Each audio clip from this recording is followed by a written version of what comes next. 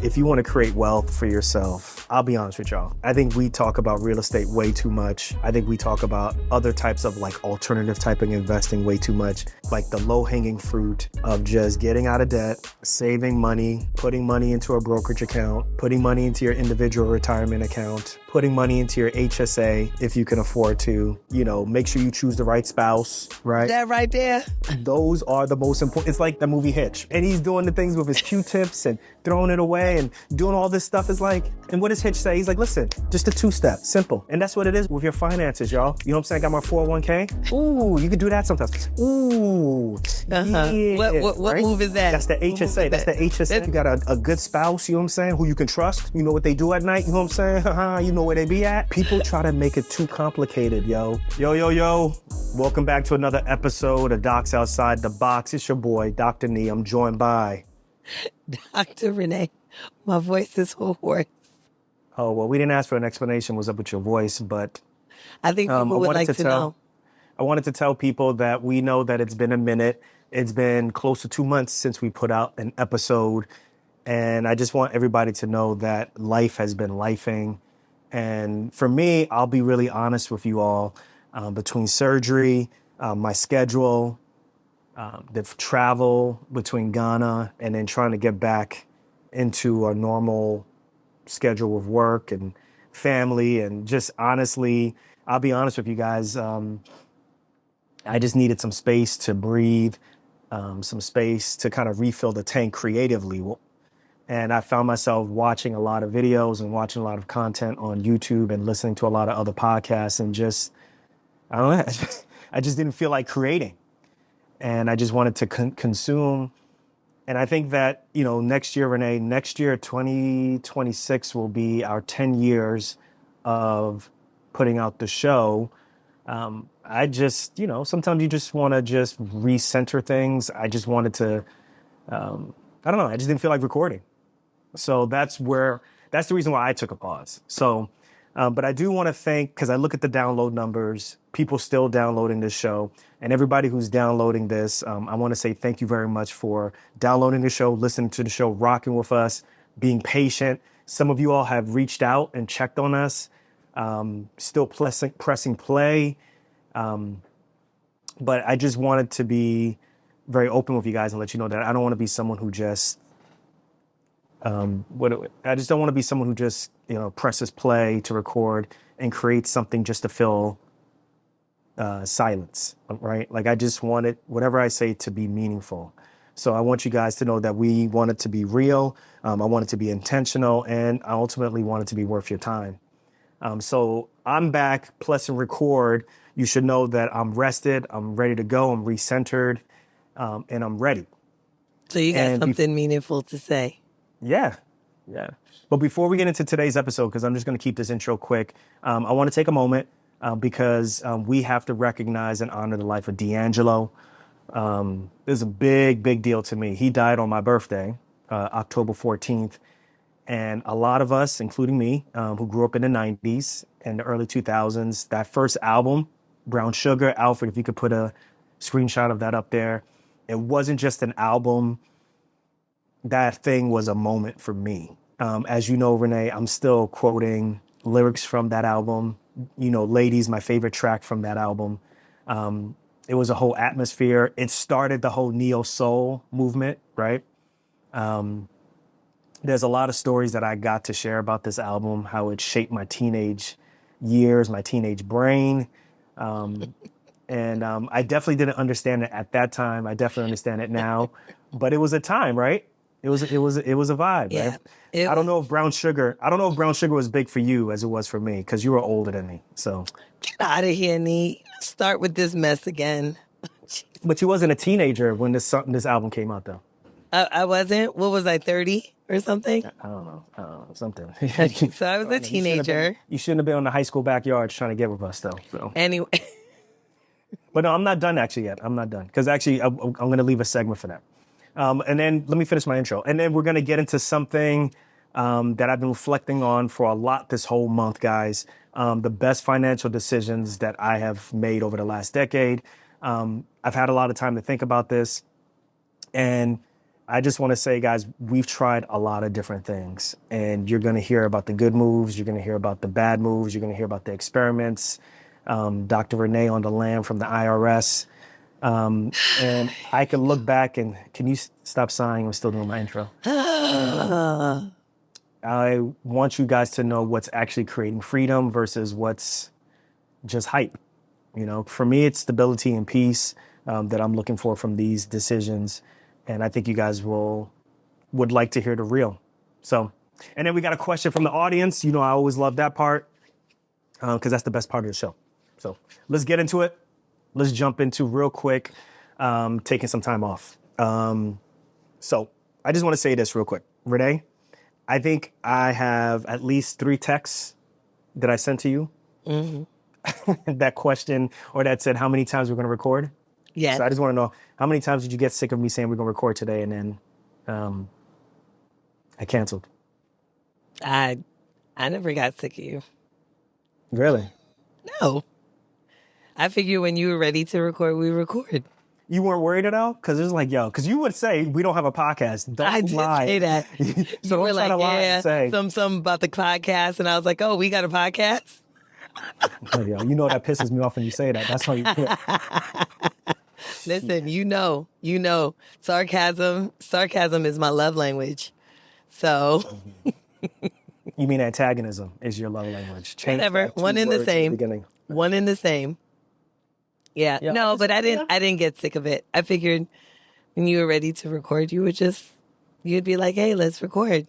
And so, you know, and I know you need to be in the space and, you know, in the headspace to be able to do certain things. And when you're not, then, you know, it doesn't come off right. And then if you force yourself to do it, you get angry and you're like, oh, that sucked. I can always go back and listen to when I'm like, yo, I forced that. And I think now I'm really like trying to recognize that, listen, like if you're forcing content, it's going to come out. I don't know if the audience will catch it, but it matters to me. So I needed that creative rest. So when we did that one episode in Ghana, then we did another episode when we got back, I was like, man, I'm just not in the groove yet. I'm not in the groove yet. I'm not going to lie. There's a little bit of ego. I still think we are the best doctor podcast out there.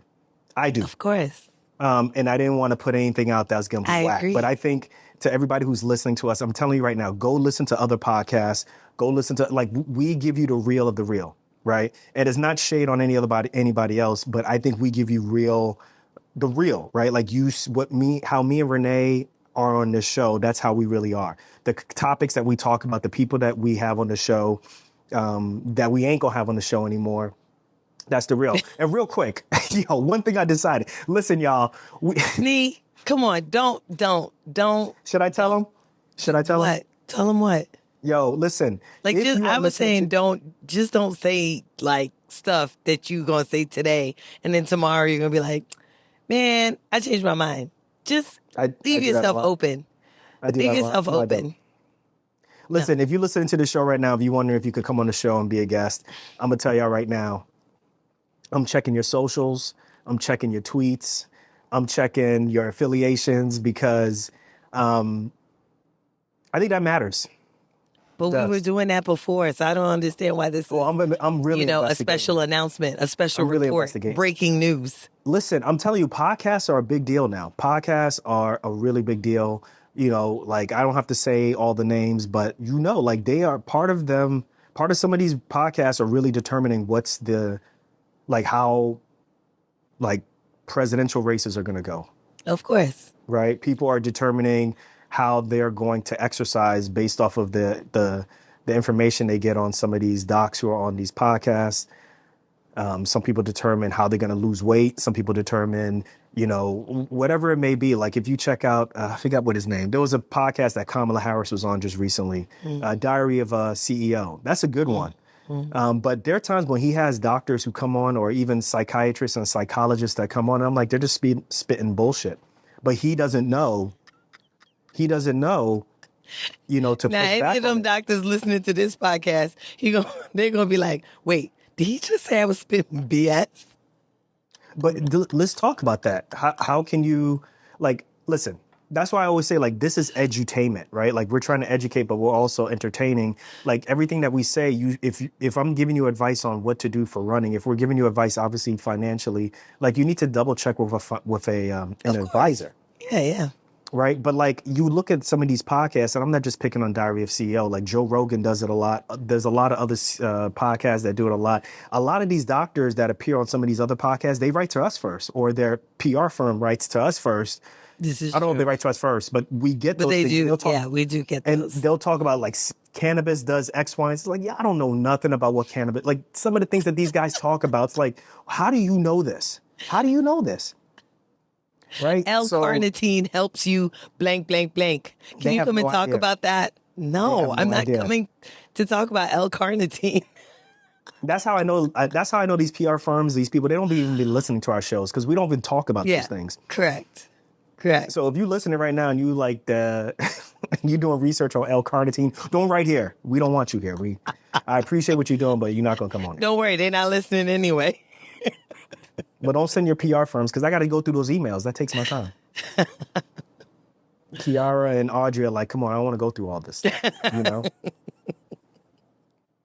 But listen, I want to thank the listeners for their patience. I want to thank the listeners for their continued support. That goes a long way.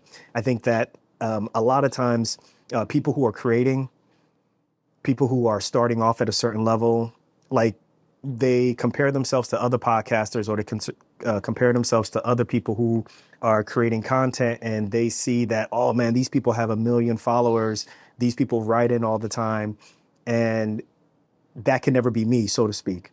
And then like us, we have our own group of people who write in consistently, listen consistently, interact with us. So I just want to say to everybody, I recognize you all. Thank you for listening. Thank you for the support. I really appreciate y'all because it's a big deal.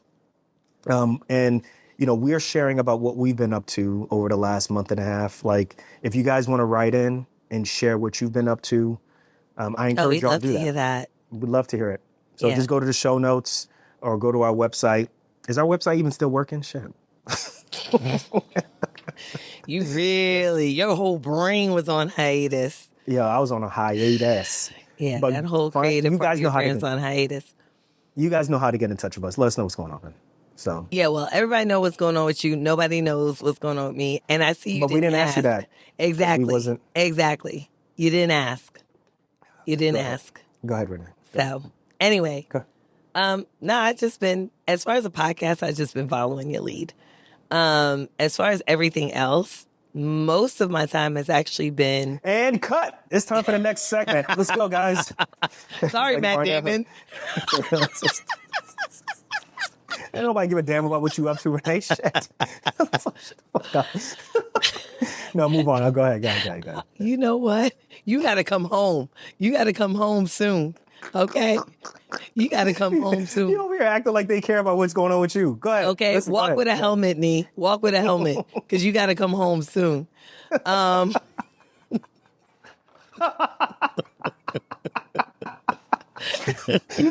ahead. Nah, I was just saying I've been in back to school. Yo, she mad though, guys. She's mad. Trust me, I know my wife. Mad. Trust me, I'm not mad. I'm really not. I'm really not. You know me. I'm not mad. No, I've been in back to school mode, pretty much. So our two boys are now in first grade and third grade. And first grade has definitely upped the ante for a little one. I think that we've shared that, you know, he has a diagnosis of ADHD, which at this point I'm like, he's doing actually pretty good considering. But yeah, we've just been in back to school mode, teaching them. If anybody knows anything about me, I used to be a teacher. Back in the day, my first job was as a tutor when I was 10. I had 2 clients, then eventually became a teacher years later in high school. So I do love to teach. I really do. And so I just enjoy, you know, creating work for my boys. And, you know, so that's really what I've been up to, you know, just child rearing for the most part. That's all. That's all I need to share. See, it It wasn't all that grandiose and, oh, I need to ponder life. And, I didn't know if I wanted to podcast anymore. And, if I create content, blah, blah, blah. Like, don't nobody want to hear you bare your soul, Nee. Damn. And on that note, let's take a moment to give a shout out to the one and only D'Angelo. This is personal for me. He died on October 14th, 2025, literally on my birthday. When that album came out, that was a big deal for me. So, Brown Sugar. Oh yeah, Brown Sugar, his first album was a big deal. A lot of people who if you are a fan of neo soul, Music Soul Child, Erykah Badu, Raheem Devon, any of those people, if you are a fan of them, he was the first. He was the first one, I think, officially, to really bring in that like R&B, jazz, incense in your room, like that type of vibe, beeswax, you know what I'm saying? Like every song is like this, you know what I'm saying? Like snapping, that type of stuff, clapping. right? Okay. Right. But Brown Sugar was an amazing first album for me. And then obviously he came out with Voodoo. He also want to send some respects to his family also because, his child lost actually two parents this year, right? Or was it late last year into this year? I think it was early this year. Angie Stone. Yeah, Angie Stone and now D'Angelo, which is crazy. Yeah. Yeah. But yeah, for me, that going back to that album, like I was a big fan of Brown Sugar. I wasn't a big fan of Voodoo. I loved Voodoo, but I'm Haitian, so. Yeah, so for me, Voodoo. You don't see Voodoo what I did there? Stop and laugh. Stop and laugh. That mess was funny. Saying. Stop and play. I got what you're saying. Stop playing. Come on. I got what you're saying with that. But listen, Serpent. What I'm saying is like Brown Sugar for me was more like these are like each individual song was a hit to me, basically.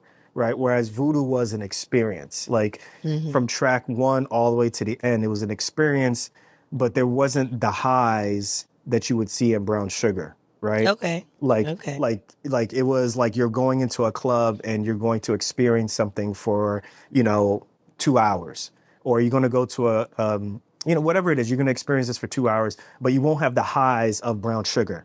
And that was for me, like each song was literally a major hit to me, basically. Yeah. And, for me as a teenager taking a bus, riding to school into Newark, with my headphones and listening to that, like that was a great album. And for me, like it just felt like I was seen, and like I felt like I was grown listening to grown folks music and I wasn't even grown. I shouldn't have been listening to this, right? Why? You were a teenager. I know, but like this is grown folks type things, but it was great. Yeah. That's how I understood love to be, basically. Because it was like, it was at that age that I was like, okay, I'm gonna start talking to women, to girls and all this stuff. And, you got the pimp punch, like, yo, let me, and then you trying to, take stuff from the album. And it's like, man, get out of here. And it's like, oh shit, it doesn't work. Right. And, no. Yeah. Okay. Yeah. Let me ask you this question. So I don't know what that was all about, but, I've been thinking lately, I'm like, so whatever happened to slow jams, which neo soul is not quite slow jams, but it's kind of like the natural evolution from slow jams, I think slow R&B. jams encompasses neo soul. Yeah, right? Whatever happened to slow jams? And do you think that the dynamic that we see between men and women today are impacted by the fact that there aren't many slow jams anymore, right? Because in slow jams, men used to profess their love for women. Yeah. But you don't see that much anymore, right? Like obviously women still profess their love for men or whatever, still not through slow jams necessarily. But they still have that. But men don't necessarily have songs where they are professing love to women, Yeah, I think you got a good point there. I think that in society as a whole, particularly people who listen to R&B, like that notion of being vulnerable to say those things to a woman in that way, Yeah. that's kind of passe now, right? Yeah. Mainly because like in hip hop is completely like rap music, completely. It feels like kind of just took hold of R&B, and now it's like a hybrid. And now you basically have rap that is a little bit more R&B, but then R&B completely is just on the back burner. That's how it But seems they like to me. erased that part, right? They erased that notion of R&B where you do have that expression of love for someone else, right? It's there. It's coming back into Where? mainstream. Yeah, Where? you have to look for it. You have to look for I it. mean, you gotta be like that lady, that meme where the lady's just standing there looking like. But it's there. Yeah, there's a lot of artists out there who are doing that, men and women aside. But it's not. You're not going to hear it on Hot 97. You're not going to hear it on. Well, I mean, you're not going to hear it on Kiss. Like you're just not going to hear it on. Well, Kiss doesn't even exist anymore. I don't think WBLS. Kiss exists. Yeah. People don't listen to the radio really that much anymore, right? So, Right. you're not really going to see it on playlists. It's not going to be on the top 40 of your playlist. But it's there. There are R&B people out there. R&B has made a comeback. Mainly, it's been sparked by women, actually. Right. But the R&B is not what it used to be in terms of like you'd listen to a radio station and probably half of the songs would be rap. The other half of the songs would be R&B. Or you actually have a whole hour or two dedicated to slow jams, Quiet Storm, And the reason I was thinking about this because, I'm obviously when you're on social media and you're looking at stuff and, you see maybe, a reel with a man professing some sort of love to a woman, and it's like you go through the comments, you're like, damn, it's like it's the worst thing he could have possibly done in the world is to profess his love to this woman. You know what I mean? People are like, oh, you a Sam. He dick riding. He glazing. You glazing. It's just like, I'm like, God, how insecure do you have to be to not be able to understand that some people feel a certain way about other people, that it's okay. Like, it's okay if you have strong feelings. But you got to remember, though, the internet, social media, that could be Twitter, Instagram, anything. wherever else people argue, that's not a real space. Right? I'm very honest. Let me finish my point. That's not a real space, right? Because a lot of people will say things there. A lot of people will comment on things. There's no face. There's no way to identify people. People just say things because they just say things, right? So what happens in Twitter, what happens on social media may not necessarily be happening when people actually interact with each other.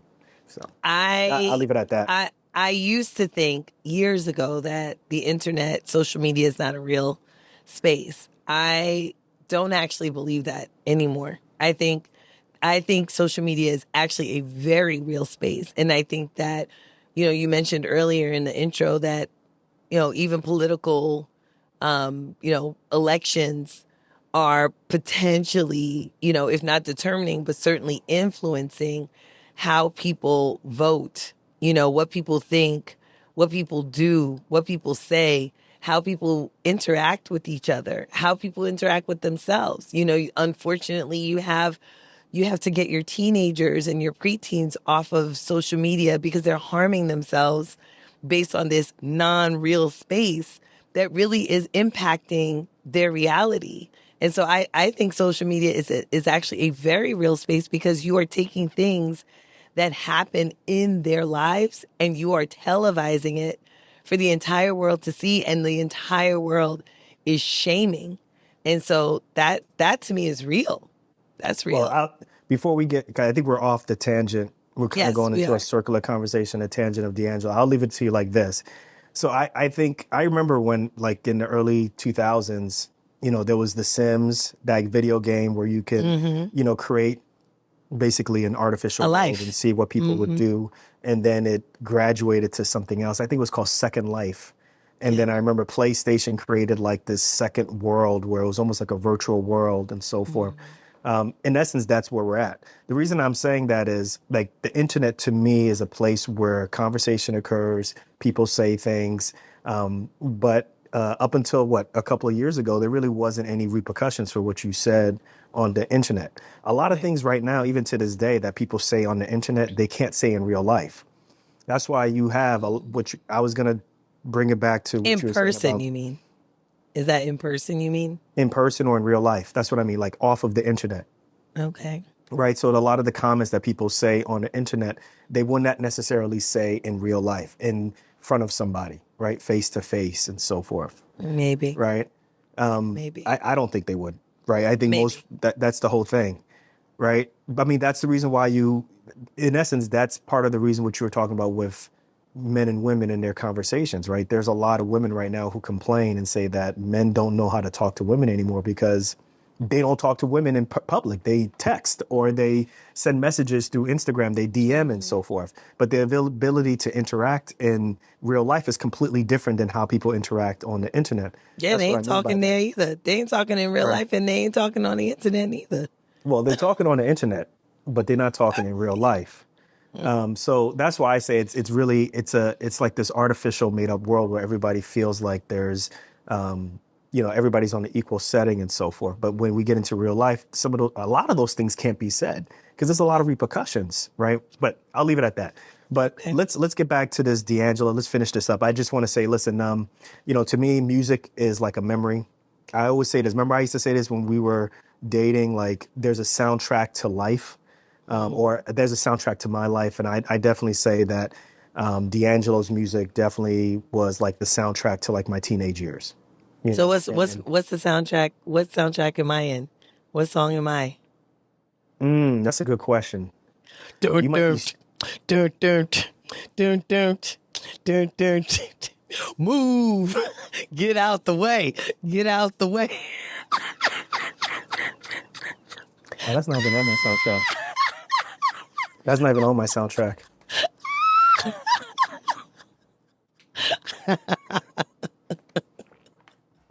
So shout out to D'Angelo. I got to give you props, man.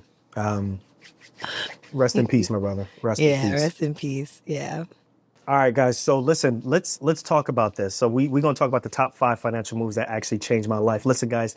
I know a lot of people will give you BS. I'm gonna give you real things, and I'm gonna say this through everything that I teach you guys or everything that I'm letting y'all know about. This is through the School of Hard Knocks. I think a lot of people would just be lying.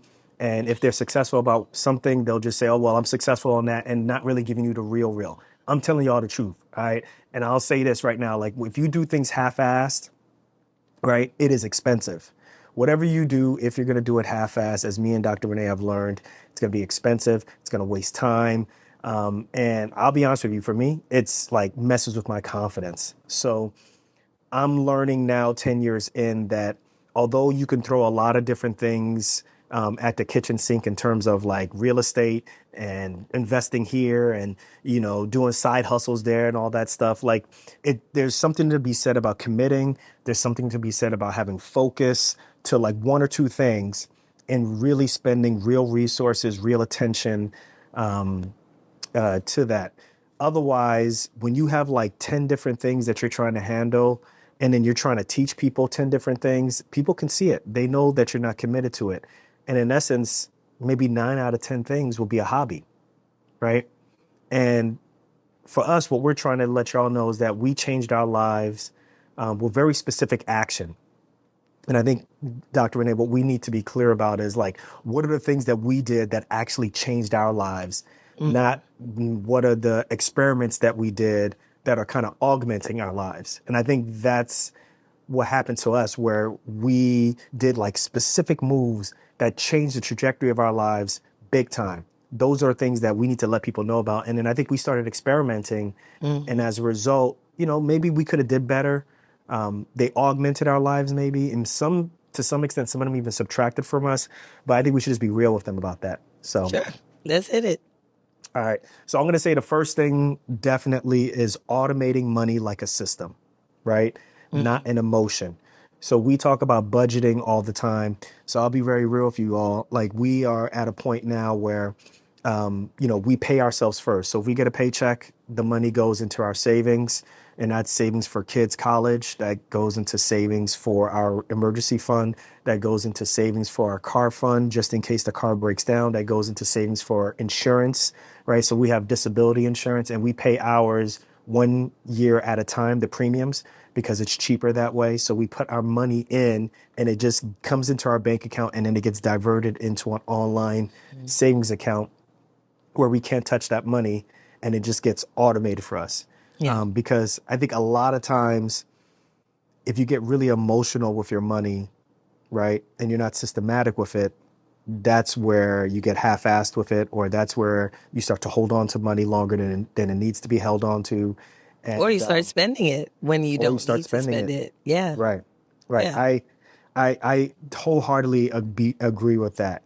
And I think the key thing for us right now is we started thinking about our future first, right? Like, where are we going to be in 15 years? Where are we going to be in Yeah. 20 years? And obviously, the first thing that we discussed 10 years ago was we got to get out of debt.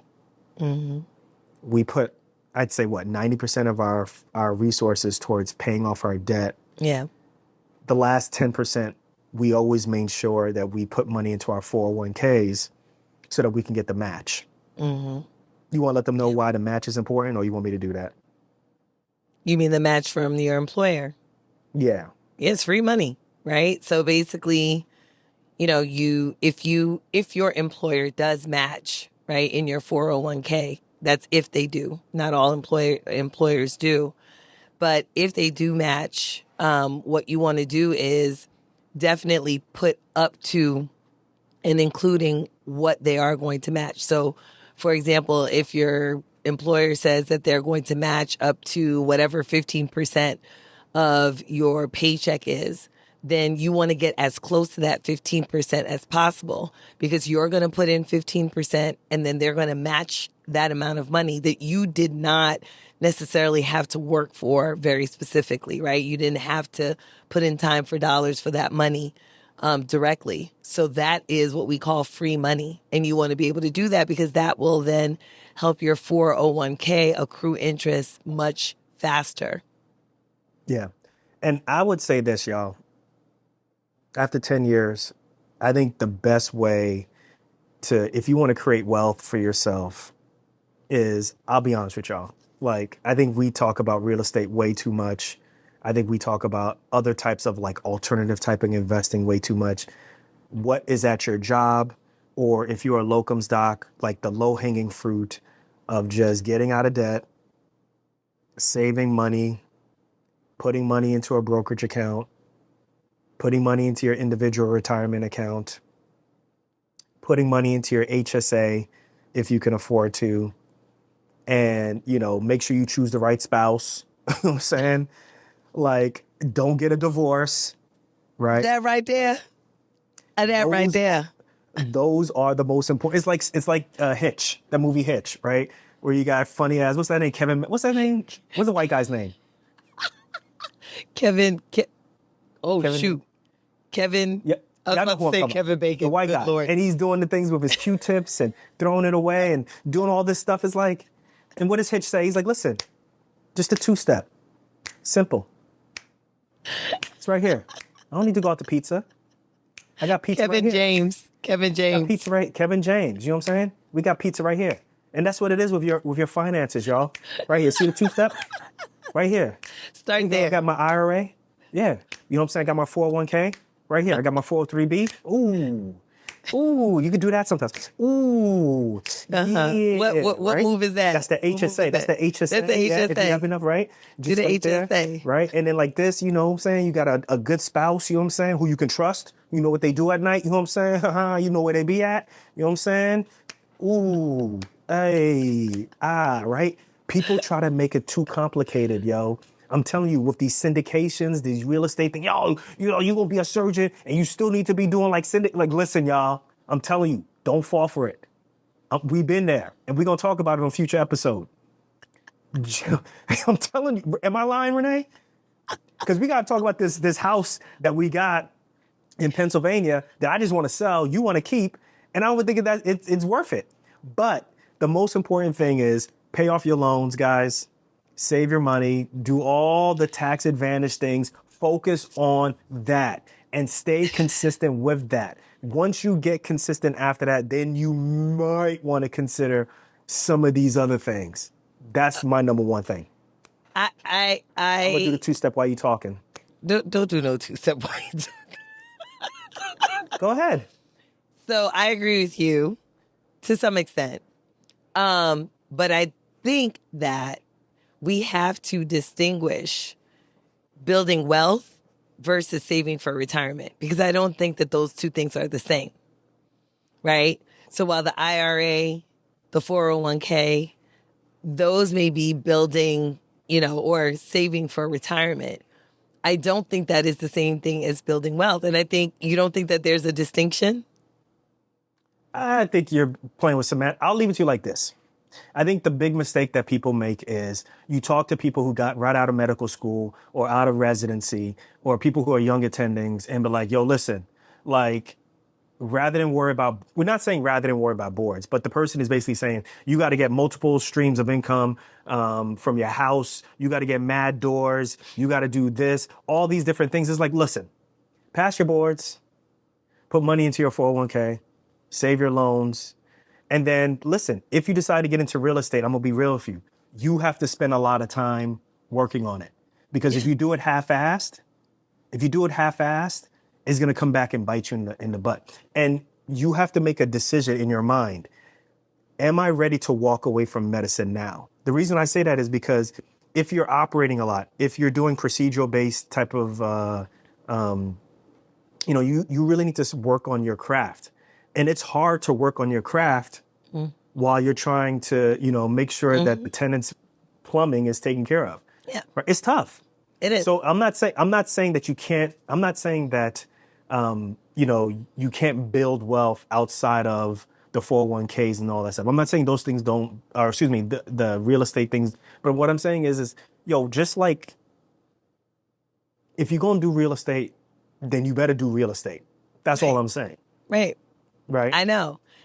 But I think the distinction that I'm making is so that people understand, like, your 401k, your IRA is not really for building wealth, right? That is building a retirement, right? Because you could certainly build a 401k and an IRA and never be wealthy, right? Like that. I've that never is heard possible. Why? Where are you getting that from?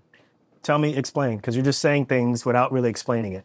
Meaning, like, what is the definition of wealth, right? Is what we have to really think about.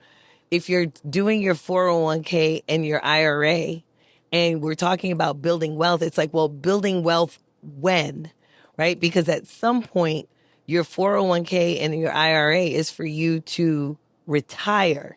A lot of people. The definition of wealth. Here, real quick. Wealth is the total value of all assets owned by an individual, which can include both physical possessions Right. and intangible assets minus all debts. It is a stock. Your net worth. It is a stock of valuable resources and possessions, such as money, property, investments, rather than a flow of income earned over time. Go ahead. Right. So it's essentially, that was a rhetorical question, by the way, when I was like, what's the definition of wealth? Essentially, your net worth is going to determine whether or not you're wealthy. But wealthy when is really what I'm asking, right? Because the question is, do you want to wait until 65 or 59 and a half, to determine whether or not you are wealthy? Some people want to build wealth still in their youth so that potentially they might be able to walk away from medicine. Right. So I think we need to kind of distinguish that. It's like, yeah, build your retirement. But if you are trying to build wealth, what are some of the things that you need to do in order to do that, in the next 10, 12 years when you're not hitting 59 or you're not hitting 65 years old? Okay. I get what you're saying. What I'm telling you guys, what I'm telling you all right now is this. Your biggest ability to build wealth before you retire is your income as a doctor. I'm telling you guys right now. Not how many real estate properties you have. right? The way in which you're going to buy real estate properties is through your income as a doctor. Mm-hmm. Is that the truth?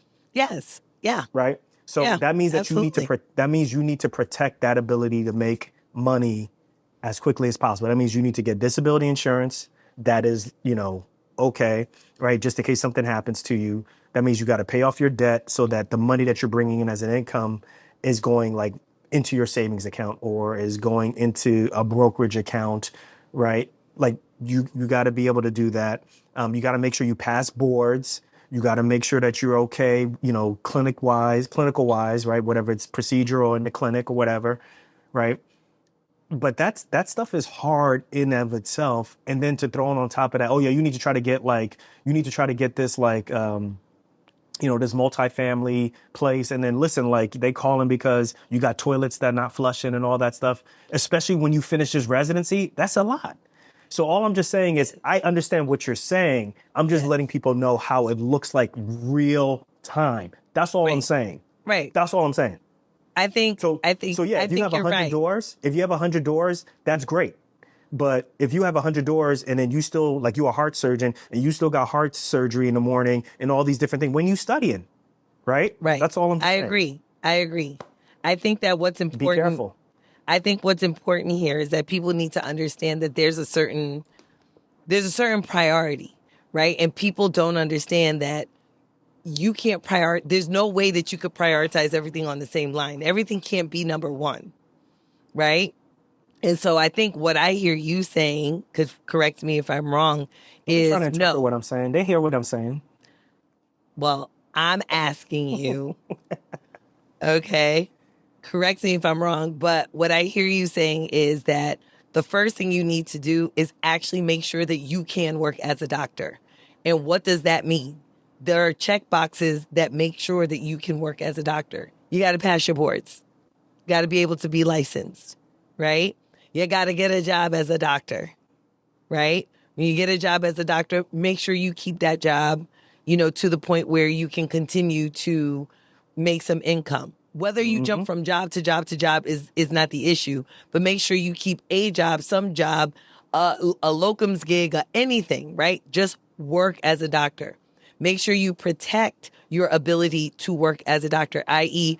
disability insurance. Because if your hands are broken and you can't operate, you got a problem. Yeah. So get your disability insurance, right? That's job number one, is make sure that the thing that you invested all this time and money into, that you actually are able to do. That's number one. Then number two, save your money. Save your money. Why you spending everything? Why you gotta go out and get the new car? Why are you doing that? Right? Save your money. Stop spending your money all over the place. Spend the money for things that you need, absolutely, but you got to save Lucids. Don't be buying Lucids. You ain't got to buy. You got to bring Dr. Love into this. You ain't got to buy no cigars. You ain't got to buy sneakers. Yo, get some Skechers and you'll be all right. It's the S, right? I tell people what they should and shouldn't buy. But, save your money for the things that actually matter, right? And real quick, the sneaker, that whole like how like Jordans were like $1,000. That whole like pyramid scheme is gone now. I love it. Yo, trying to buy some sneakers, and as soon as like a minute into them being on the website, they completely sold out. Gone. This is stupid, yo. Come on. Anyway, move on. But yeah, so save your money. The way you do that, the way you know what money that you're going to save and what money you're going to spend. So if you want to buy the Lucid, if you want to buy the Skechers, that you basically budget, right? Make sure you know where that hard-earned money is going. And the funny part is you come to work, you're going to be wearing those nice Nikes, and then you're going to take them out and put on those nasty shoes anyway. So just wear the shoe, I don't see the point. You cannot tell people what to buy. Like if people be buying expensive figs, scrubs, why? Especially if you're a surgeon. It's like, all right, if you're really operating, you ain't trying to get blood all over these nice scrubs. That's how. But you can't actually wear figs into the OR unless you're going. Some people really? Yeah, I don't know why they do that. The hospitals allow that. But most of the time, I see people change right before. And I'm like, I was gonna say usually hospitals are like, nah, you can't wear that in here because they're wearing it outside. But in any case. All right, let me finish my point. Can I finish my point, please? But I'm just asking you, is that what I'm hearing you say? Yes, that's what Because you're kind of like going like, well, do this, do that, do this. But people still need a priority, like a list guys, focus on of the low hanging priorities. fruit. Focus on the low hanging fruit. Focus on making sure you can be a doctor, and that everything that requires you to be a doctor. Focus on that first. Then focus on the things that will keep money flowing to you. And what I mean by that is paying yourself first, putting your money in different tax advantage accounts that are for you, right? And focus on investing that stuff. Once you get to a point where you feel like, you know what, my career as a clinician is really good. I feel like what I've brought in, I have a good enough nest egg. Maybe I can start considering something else. But just know that when you start doing all of these different side projects, or if you consider a side project, it needs a lot of attention, right? And there's a possibility that that attention can take, or the attention that's required to be very successful in that field will take away your attention from what you're doing as a clinician. It's just, in my opinion, like I can tell you 30,000 foot view that it's great to go into real estate, but I can also tell you from the ground that it's tough. So, at what point would you say that someone should take on a side hustle? I don't know. It's not up to me. It's up to them. No, I don't know. I mean, you just went on this whole tirade about how people buying Lucids and Jordans. Like, at what point? I think that I think there's a point where somebody who's in medicine has to realize, or they come to a realization that they don't want to do this forever. That may occur when they just start as an attending.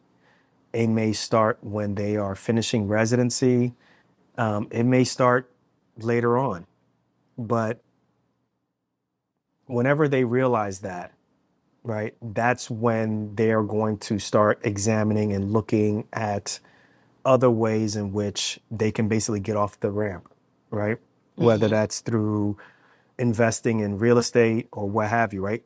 In my line, like that's the majority. Yeah, Most people. but my Let me question. finish. Let me finish. Most people who come and they want to talk about, I got into syndications or I got into the side hustle. It's going to build me a certain type of thing. Is they got, in essence, what's the word I want to use? Either they got jaded or they just feel like, yo, medicine is not for them and they want to do something different. That's usually the number one story that they tell before they start telling people about the specifics, right? So that's the reason why I'm saying that. Right, but that's not what I'm asking you. Thank you for your answer, but it is completely not what I was asking you. My question was more because we were talking more about finances. I'm asking you at what is the general state of their finances that you feel they would have to be at in order to then embark on that, right? Because they will have that thought, right? And then they'll start working towards that thing. What is the point at which you think in general, right? In general, because we can't be in everybody's pocket. But what is the point in general at which you think that they should start down that road of, okay, now I'm going to dip my toe in to this other venture? And not even necessarily leave medicine altogether, but at least really just, I'm going to go into my first project. I'm going to divert my attention to this All right, just a little bit. I got you. So I'm going to Because you hold didn't my get me thought. before. I'm going to hold my thought until you say your point. I'm going to use that as a point of privilege. Go ahead. Say what you got to say first. That was it. I said my question. No, you go first. Go first with what? I'm asking you a question. You don't have thoughts about this at all? No, I'm asking you a question. I'm asking you a question. So mine is going to be, like, I can't give specific numbers. Mine is going to be when you realize that you are willing to take some losses for the greater good. And what I mean by that is when you realize that you may need to make a significant investment in something else, whether that's time, energy, or even money to get you off that off ramp of medicine, right? Now, that hopefully is occurring once like you are like feeling very stable. And for me, stability would be you're out of student loan debt, you've passed your boards, clinically you feel like you're like on cruise control. That I can't tell exactly when that's going to be for some people. For us, Right. that was what, Right. 6 years in, right? That was like 6 years into us leaving residency. So for somebody else that might be a little bit later on. But when you get to that point where you're like, yo, this is not sustainable, I need to do something else, you may need to consider that. So, Okay. but let's for the sake of moving and not being circular, let's keep it moving. So, number two I have is taking taxes seriously, right? You have to learn the game of taxes, and you have to realize that there's no reward in running away from it. Right. I think I've said this in earlier episodes that the IRS code is like a book of, it's basically a cheat code on how you can lower your taxes. And if you are nervous about it, if you run away from it, then what ends up happening is you get treated like everybody else and you end up paying a lot of taxes when you don't really need to. Right. So it's not just saying I have a CPA, but you really need to understand the strategy. And there are books, I'll put them in the show notes. There are some books out there that can help you and easily understand the strategy of how to keep your taxes low, the decisions that you need to make, whether it's doing some charitable contributions or putting money into your taxable accounts. There's a lot of different things that you can do to help bring your taxes down. And that's, I know in the past, we've always said, oh, if you're locums, you could do all these different things. Even as a W-2, as somebody who's employed, there are things you can do to lower your tax burden, right? So super Yeah. important. I think that when we like early in our career, right? I think when like we had a CPA, and what we realized is that like when I wasn't engaged or when you weren't engaged, like really locked in, focused with what we needed to take care of from a tax standpoint, by the end of the year or when it was time to do our taxes, there was always Yeah. regret. Yeah. There's always regret where you're like, damn it, Yeah. why didn't we do A, B, C, D? Why didn't we Yeah. track this stuff? And I'm just saying, like, this is another low hanging fruit where if you put your full attention towards making sure you're making the right decisions with your money and the right decisions that's going to help you in terms of taxes, if you can make those decisions, you're going to keep more of that money in your bank account instead of giving it to the IRS. Yeah. I think that that's true, but I also think that that's very tough, right? Because the planning or, the questions that you have to ask in order to be able to really get the full benefit. So yeah, if you don't know how to ask the appropriate questions because you just don't know what questions to ask and you don't have a great CPA, then it becomes a little bit difficult. And I think that's what happened with us, right? If we're talking about mistakes that we made, there were just some questions that we didn't know, and it was like trial and error. So we had to lose money before we could start really understanding that, oh, wait, all of these things that we should have known during the year last year, we're going to ask up front this year, and so on and so forth. So Oh, just, keep track. I think you bring a good point, but I'll be honest and tell you that the next time I met with the CPA, they told me things and I just forgot about it. Mm. You know what I'm saying? So there's knowledge and then there's even implementation, right? So those are two separate things. So I agree with what you're saying. Sometimes it's hard. Well, it is hard to get that information if you're not an Yeah. expert at that. But then once you get the knowledge also, there's another step to implementing it, right? Right. Same thing with student loans. It's like, yeah, I don't want to be in student loan debt. But then once you get the knowledge to know that this student loan debt sucks, implementing the plan Right. is two separate things also. Right. So I agree with you. I think you make a good point. I'll link below some of the books that we've used. But I do think it's important to understand that you don't need to love your taxes. You just can't afford to ignore them. I'll leave it to you like that. Is that fair enough? Does that work for you, Dr. Renee? Don't nobody love their taxes. You know what I'm saying? So, your CPA loves taxes. So, all right. Let's move to the third one that I've learned. Listen, y'all. This one's going to be a little bit controversial for half of our audience, but I'm just going to say this right now. All right, so I have it on my notes as choosing locums or independent contracting for life or contracting so that you can have a life of autonomy as well as control. Mm-hmm. I say that with the caveat of there are plenty of people who are employed right now who have control of their lives and they're not independent contractors. Mm-hmm. What I'm saying is after 10 years, what we're realizing is money's important. Income, getting the most amount of money that you can get paid is very important. But for me and Renee, we don't, or at least me, I don't value Rolexes more so than I value time with my family. I don't value Lucids more so than I value time with like. Why do you do this, Nate? Dr. Love, you Why know do we you love you. do this? We love you. Actually, I have lucid jealousy, actually. I think Lucids are a way better car than Tesla and stuff.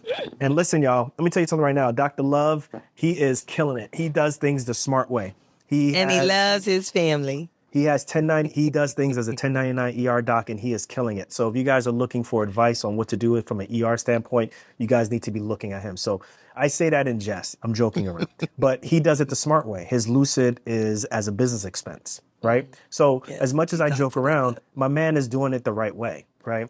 But what I'm just saying is it's important how you work and why you work as opposed to what you're getting from it, which could just be an income, right? Because you could get paid $1 million to do whatever you want to do in medicine. That sounds great. But if you every weekend have to be on call, if you can't get away and go to a funeral, you can't have your birthday off, you can't have your spouse's birthday off or your kid's birthday off, or, you go to a wedding and it's time to give your daughter away and you can't be there because you got to deliver a baby. We heard that one. What we talking about here, right? So I just think that it's super important that yes, me and Renee are locum tenens. We're independent contractors. We have decided to focus on autonomy and control. But I think also for you guys who are for you guys who are employed, it's super important to really focus, I think, on the control aspect more so than the income aspect to some extent. So, yeah, I think, I had a quick conversation with someone about, quality of life. And quality of life, when we talk about quality of life, a lot of times we're talking about, the quality of life outside of the hospital. But remember, there's a quality of life also inside of the hospital. So, make sure that, if you're getting a good income or you're getting something from this job, that it's a job that you actually want to wake up and go to.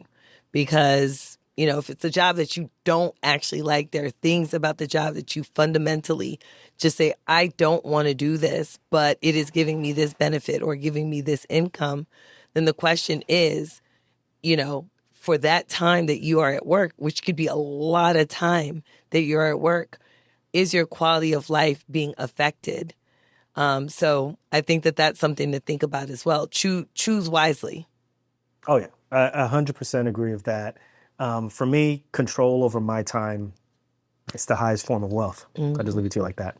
Could we be making more? I'm going to let y'all know, guys. We could be making way more, yo. It's like, I could get like 3 Lucids. You know what I'm saying? But I've decided.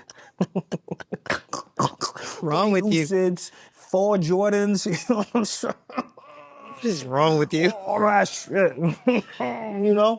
But, I want to make sure my kids like me. And that's important to me. So that's all. Gotta pay them $20 each. I gotta make sure my wife likes me. You know what I'm saying? So you gotta pay me $20. And I got a security system now, Dr. Renee. I know when the milkman come in, the mailman, all that shit. She got AI, all that. All right. Anyway, let's move on to real estate. Boom. Let me bring it back to this. So you got to understand. Why are you laughing? You got to understand where I'm going with this. Real estate, right? You can do real estate, guys. It's important if you make it important. But it has to be done with intentionality, all right? Not just like I should buy something because somebody says I should buy something, right? Real estate really works when you work it, right? So that notion of I'm going to do real estate and it's going to give me passive income. Nah, I don't work like that. Dr. Renee, am I lying? You're not. Right? If you're going to do it, you got to understand the numbers. You got to understand the market that you're in. You got to understand who's going to manage the property. Are you going to hire a property manager? When you get a property manager, are they going to take money from you? Right? Well, yes, they're always going to take money from you. All this stuff, like you can't half-ass this, yo. If you really decide to get into it, it's work, right? Like Big Daddy Kane is work, baby. You know what I'm saying? Like you Work. gotta be ready, right? And the other thing too is, I'm telling you right now, like I know people always talk about like, yo, like I'm gonna get this property and in 10 years it's gonna be man, I don't believe in all that appreciation hype. For me, it's about cash flow. How much money I'm gonna get from this property right now in terms of rents and so forth. That's one thing that I would say. So, what you laughing at? Well, I do think that appreciation is a real thing, so I do believe in it. But it depends on what you're going into the real estate for, right? If you're going for a buy and hold, then yeah, like then you got to worry about the cash flow. But if you're going in for, some sort of a flip or you're doing a syndication, you're going into real estate for a specific reason in a specific way, then yeah, you're going to go into real estate, or your motives for going into real estate might be different than someone else's. You have to ask yourself, what is my motive for going into real estate? Am I truly trying to buy and hold? Right? Am I trying to buy and hold and be the landlord of this place and potentially get a property manager if I need to? And if not, then if you're buying and holding, if you're not getting a property manager, then yes, you're going to have to be extremely involved in maintaining this property. If you're going in for a flip, then you're going to dump a whole bunch of money into it with the hopes of getting a bunch of money out of it pretty quickly, right? So you're not buying and holding. You're hoping that within a few weeks, you're going to be able to make your money back, right? If you're going into a syndication, then you're putting in your money, but you're thinking, okay, well, I'm going to wait for the appreciation because that is literally the only way that I'm going to get my money back is for this thing to appreciate. And then I'm going to sell it at the point as which I feel that the appreciation is going to give me a significant profit. So I think, you can't lump everything together, right? And there are still other ways of doing real estate, right? Yeah, There's I'm like not REITs lumping and all anything these kinds together. of things. Man, I ain't lumping everything. All I'm saying is if you trying to get that multifamily, listen, I'm telling you how I look at it. And that's what I've learned. Not what do you call it? You trying to give people the text. I'm telling you what I've learned. Listen, I get that understand what cash you're flow. learning, but Get that cash flow, everybody. Get the cash flow. That's what I'm saying. But you're telling them this in the context of, one way of doing real estate. You're not getting The way in cash which I've flow. done it. The way in which I've done it. Exactly. Well, you've done it two ways now, but you're Yeah, and the not. other way I wouldn't do, guys. Okay, I understand that, but you have to understand that someone who's listening may not really understand what you're saying, and you have to distinguish between. Get that check every month from your renters. I want that check. Give me that check. Where that check at? You know what I'm saying? And who's gonna get that check? And where that check gonna go? That's what I'm saying. Don't worry about what the house is gonna do in 10 years. Where are the rents? Where they at? That's buy and hold, babe. That's what I'm talking about. So, and that's buy and hold. That's buy and hold. So some people may not want to do buy and hold. They want to go into I can't other front things. though, Dr. Renee. Hey guys, I can't front. Listen, don't I make Dr. Renee look good? I know I'm bad. I know that I am like my points are so like they could be like I over summarize things and so forth. So I make Renee look like the real smart person and stuff. Trust me, I think like she does. I'm just giving you all the real. She's not giving you real. You know what I'm saying? I am giving you the real. That's a real thing. That's why I say I make her look good. What are you talking about? I make her look good because I know I take the fall. I'm the fall guy. I got it. Nah, maybe I'm making you look bad. Maybe that's what's happening. Maybe that's actually what's happening. Maybe I'm just making you look bad. Let's move on to the next one. But before we move on to the next one, listen, real estate isn't passive unless you built the system to make it passive. That takes time. That takes energy. That takes dedication. That's all I got to say about that. So. Oh my God, go to the next tip. Please, please, let's close this out because I can't with this man no more. No, you don't close nothing out. You the co-host. I'm the host. I tell you what. Anyway, hurry up, me. I got to go pick up our kids. Let's go. Protecting the asset, and the asset is me. I'm telling y'all, this is super important, guys. Number 5, protect you, right? The asset is you. For me, it's my health, it's my mind. I'm focusing on rest. I'm focusing on strength and my health, and also insurance. I'm telling y'all right now, insurance is a big thing, y'all. I'm telling y'all. What kind of So insurance name?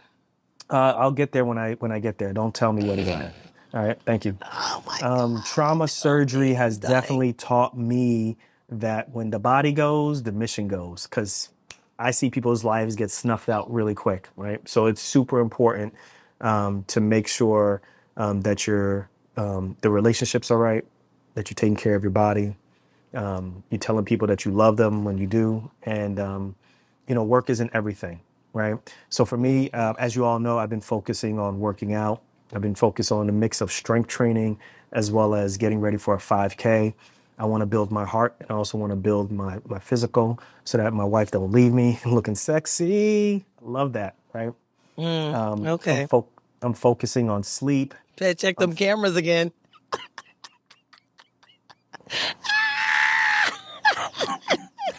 Yo, that's fine. I learned how to block out negative energy, right? I'll be honest with y'all, guys. Insurance is a real thing. Insurance is a real thing.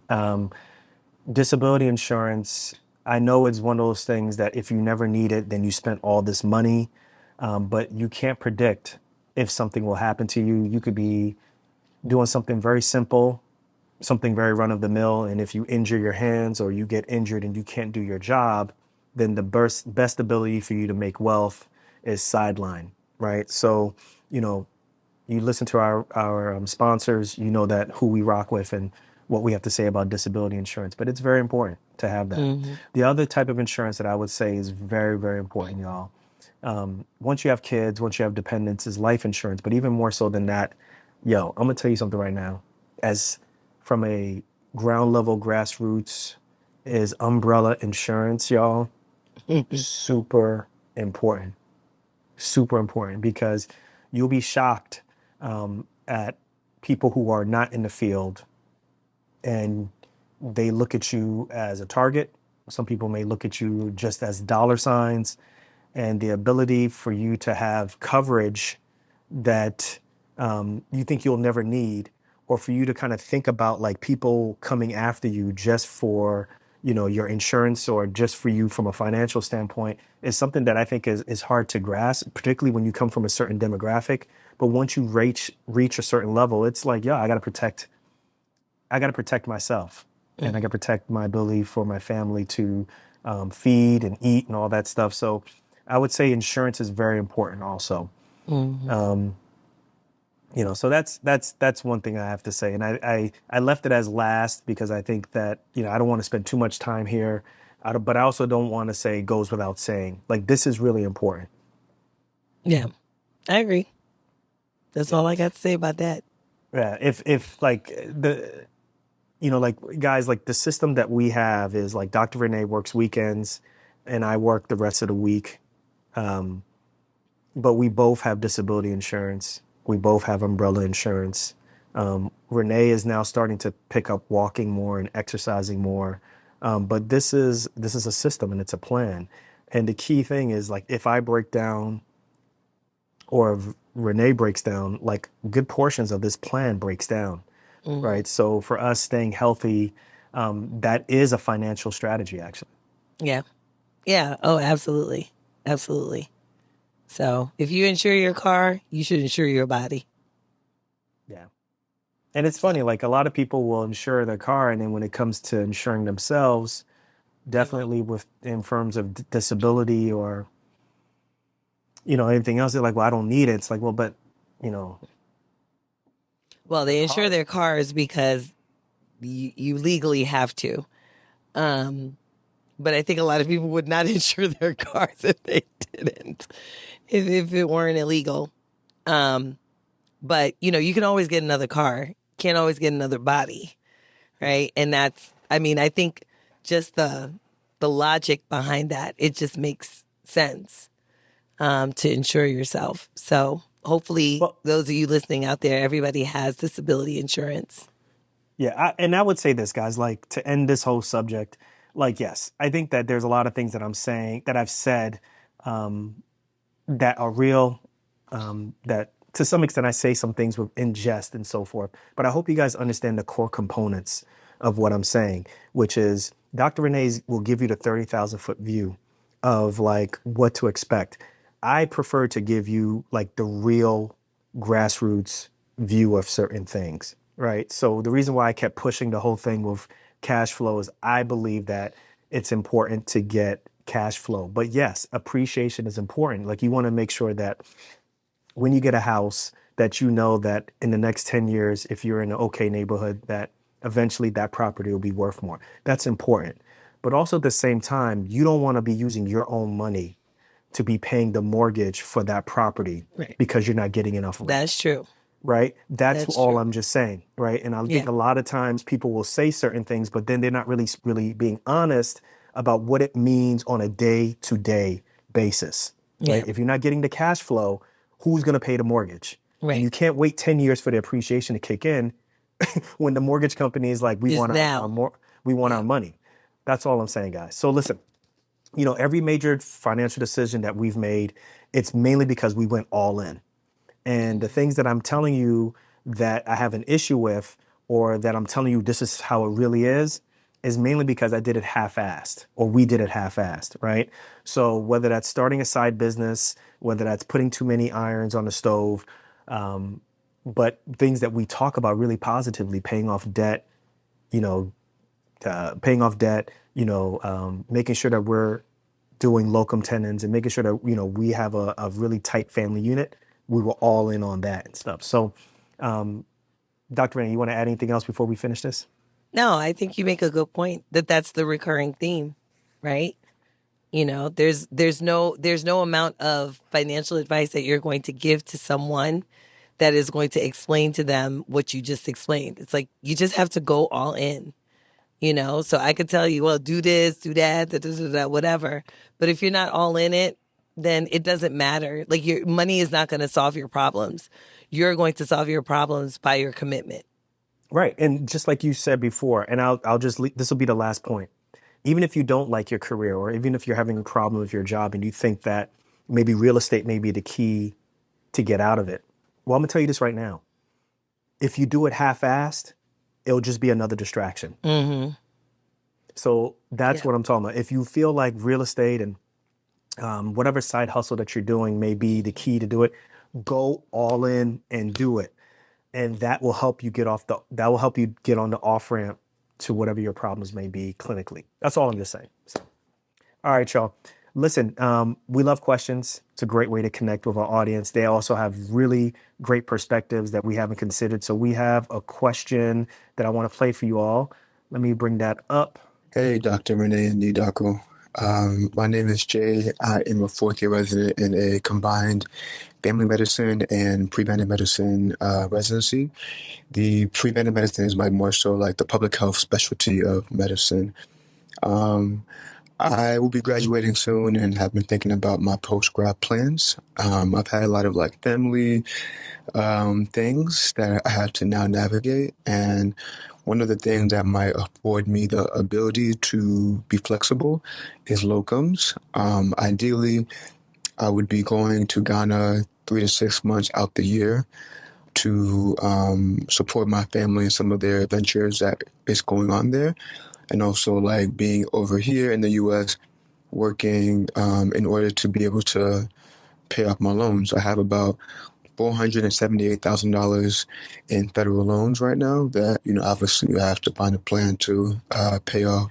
I wanted to do PSLF, but that's not really the best option. So I just wanted to talk to you guys more about locums and how to make that work, especially if I'm planning to go back and forth between Ghana. And yeah, just to kind of see some of you guys' recommendations or thoughts on that. So, Hey, Dr. J, Dr. J, thank you so much for this question. Congratulations for almost being done. You're almost at the finish line. So what you're thinking about, it's not just money, it's not just your career.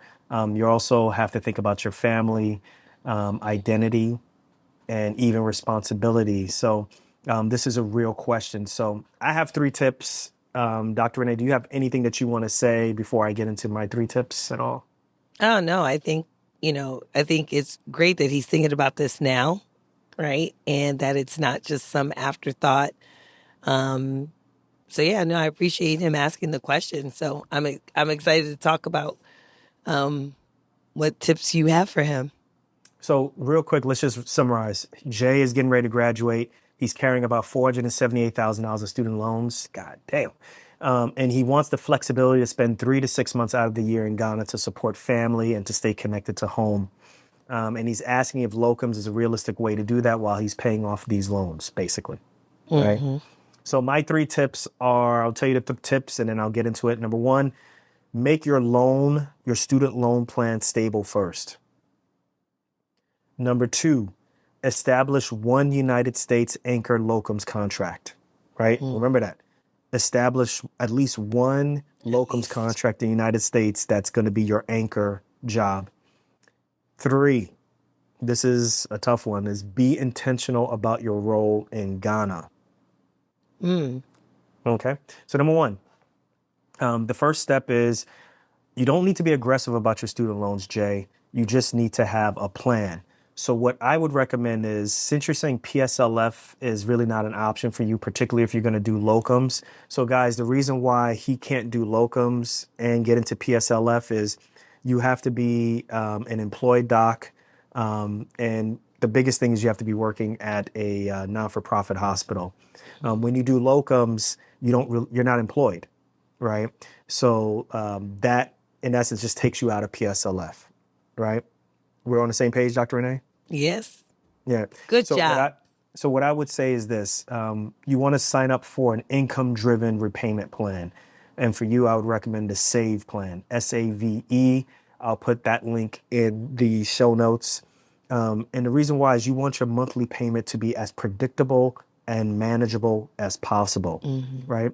And the reason why you want it predictable and manageable is you want to be able to live in Ghana for 3 to 6 months at a time. You need to know what your expenses are going to be. They can't fluctuate. Super important. And they have to be manageable because I'm assuming when you're with family and you're in Ghana, you're not going to be working, right? So the amount of what you make during your time in the United States needs to be able to carry you for several months. So super important that you get into an income-driven repayment plan. This one is SAVE. Super important that you get into that, right? And then that'll give you the space to know what your real income is going to look like, particularly as a locum tenens, right? You can decide if you want to refinance your loans later on down the line, right? But I would say focus on being stable first. Then you can get the speed later on. This is just real talk, right? Number 2, establish one U.S. anchor locums job, right? So you want to get to a job that when you come back and you leave Ghana, that you go and you work there consistently, right? You don't want gaps in the jobs that you have, right? Or you don't want to have a gap where you're trying to find a job if you can help that, right? So you don't want to be going to 10 different places. You want to get on that plane, that Delta plane, right, to take you to JFK, and then you know exactly where you're going to go after that. It's going to be tough for you to be trying to do credentialing while you're in Ghana for hospitals in the United States. Like, you just don't know what's going to happen. So try to find 1 or 2 places that can be the place that you go back to consistently. You want predictability. Remember, predictability is what you want. Remember, you're going to be in Ghana for 3 to 6 months. You don't know what's going to happen. You need stability and predictability, right? So you work a bunch of blocks or shifts in the United States, and then you're going back. It's just a 10-hour flight, right? Come in, slide back out. No scrambling. There's no searching. I think what I'm basically saying is you want to find 1 or 2 jobs that'll give you a rhythm, right? That'll give you the rhythm of coming back and forth and make this sustainable too, right? Yeah. Anything you want to say about that, Dr. Renee? No, I'll let you finish. Go ahead. She's like, I'm going to let you finish. All right, Kanye. So, then the last one, this one is not really related to work. This is really more about you. Be intentional about your role in Ghana. What I mean by that is decide ahead of time what your purpose for your trip will be. Like, are you there to rest? Are you there to help family? Are you there to support a project? Do you want to just be present in the culture? Do you want to eat fufu and, tilapia and red and, Red. gari? I love And do red. you want black shito? Do you want, what do Red you Cheeto, want? Do you want red palava? Cheeto Do for you want me. palava? The reason why I'm saying that is it's super important because you want to be very intentional about why you're there, because if you don't define a role, then what ends up happening is you're going to try to do everything for everyone, and that's going to be draining, right? And it's very important to know what your purpose is, because once you know what your purpose is, then you know how to protect your energy. So that's why I think that third one has really not much to do with your job, but more about what your boundaries are going to be, and to make sure that you can't do everything. Because sometimes some people will look at you like you can do everything, but you can't. Those are my three tips. So one was what? One was make a stable loan plan. Mm-hmm. And two was make sure you have one job that is very consistent and that you're going to go to consistently. And then three was just be intentional about your role in Ghana. Okay. So I think all those tips are valid for sure. Definitely the loans. That's a no-brainer, right? I know you're in your fourth year and you're getting ready to graduate. I would say the one thing that I would add is figure out what your timing is to go, right? What's the timing? Because you have so much in loans, you have so many things that you want to do. What exactly is the time frame for you to establish all of this and then go to Ghana back and forth? Is that a year? Is that 2 years? Is that 5 years? What does that look like? Because, what you don't want is you graduate, you get your first locums position, and then boom, 3 months later, you're out. You come back and things are not stable. You haven't really established yourself at this particular facility. Or you don't, you haven't figured out, how to handle your finances.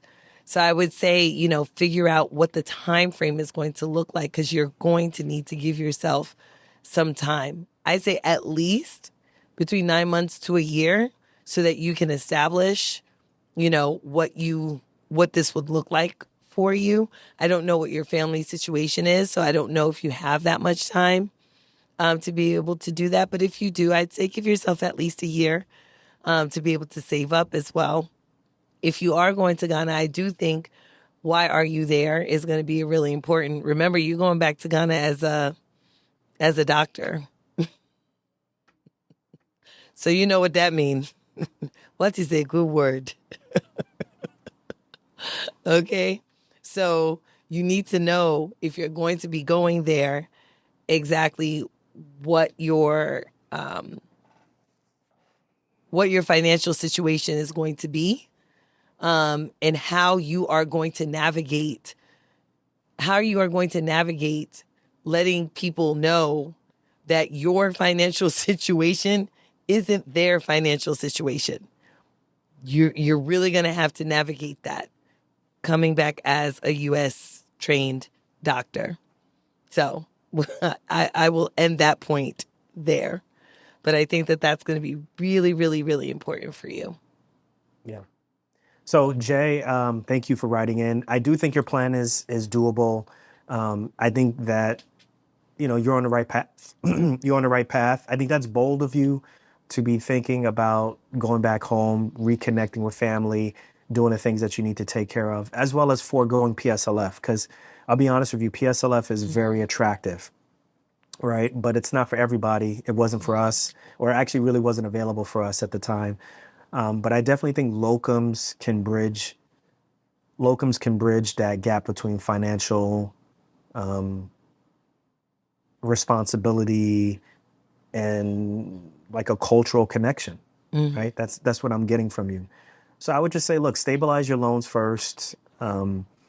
create one anchor gig here in the United States and be intentional about your time there. You got this. So, Good so luck. listen, guys. Keep us posted. Yeah, I would say to everyone, listen, if you're out there and you got a question like Jay, something like wrestling with, or something that you're wrestling with, just, you know, let's say you're trying to figure it out in real time, hit us up, hit us up in the show notes, drop us a voice message. We listen to that. We'll answer it. If you don't want us to answer it on the show, you can even tell us and we won't answer it in the show. But don't overthink it. Don't try to be polished. Just talk to us. We're here. And your questions are what make our community real.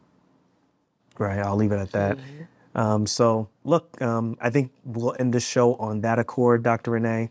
Anything you want to say to finish it off, or are we done? Nah, I'm done antagonizing you for the day. It's all good, guys. Pray for us. Guys, we're going to catch you guys on the next episode of Docs Outside the Box, y'all. Peace.